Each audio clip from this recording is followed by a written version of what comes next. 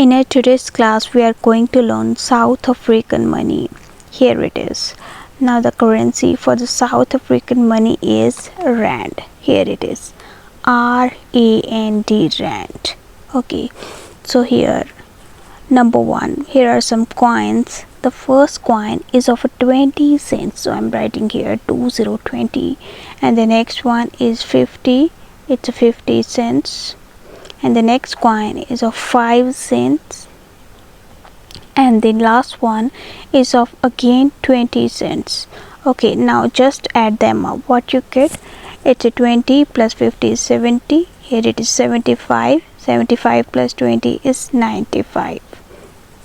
Okay, so finally we can write it down like this. It's a 0 rand and 95 cents is our final answer. Okay, now the next one is number 2, which you can see on the screen. It's this one, number 2. Okay, the first coin which you can see on the screen is of 10 cents. So I'm writing here 1010. Okay, and the second coin, here it is. Second coin is of 5 cents. It's not 50. It's a 5 cents. Okay, and the last coin, it's this one. It's a 10. Here it is 5, and the last coin is of a 5 rand. Okay, so we can write it down like this.